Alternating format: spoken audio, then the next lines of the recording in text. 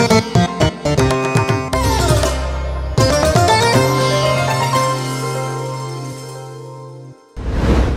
প্রিয়জনেরা, প্রভু যীশু খ্রিস্টের নামে সকলকে জানাই আমি অভিনন্দন।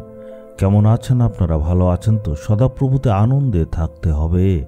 ঈশ্বরের সাথে চলার অভিজ্ঞতা আমাদের সবার মনে আনন্দ দেয়। আমরা এখন দেখব গীতসংগীতের 26 অধ্যায়ের 1 পদে ঈশ্বর আমাদেরকে কি বলছেন।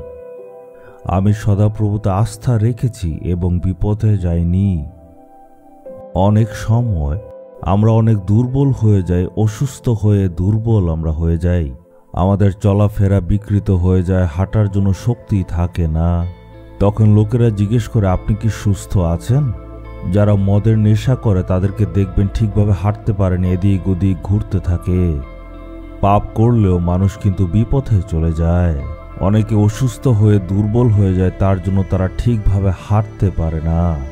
কিন্তু আমরা এই পদে দেখলাম যে দাউদ বলছে, আমি সদাপ্রভুতে আস্থা রেখেছি, তাই আমি কখনো বিপথে যাইনি। একইভাবে আমরাও যদি সদাপ্রভুর উপর আস্থা রাখি, আমরাও বিপথে যাব না। যে ঈশ্বরের উপর আস্থা রাখবে, যে ঈশ্বরকে ভরসা করবে, সে বয়স্ক হলেও দুর্বল হবে না, তার হাঁটা চলা ঠিক থাকবে। তখন ঈশ্বর আমাদের শরীরে নতুন শক্তি দেন, উনি নতুন সুস্থতা দেন আর আমাদের পথ প্রদর্শন করেন।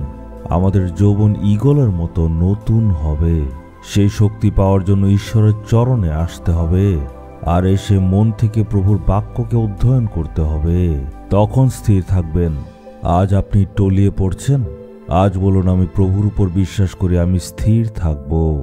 এরপরে আপনি বলবেন, ঈশ্বর সদাপ্রভু আমার জীবনে শক্তি দিয়েছেন, আমি এগিয়ে যাব, কখনো ভারসাম্য হারাবো না।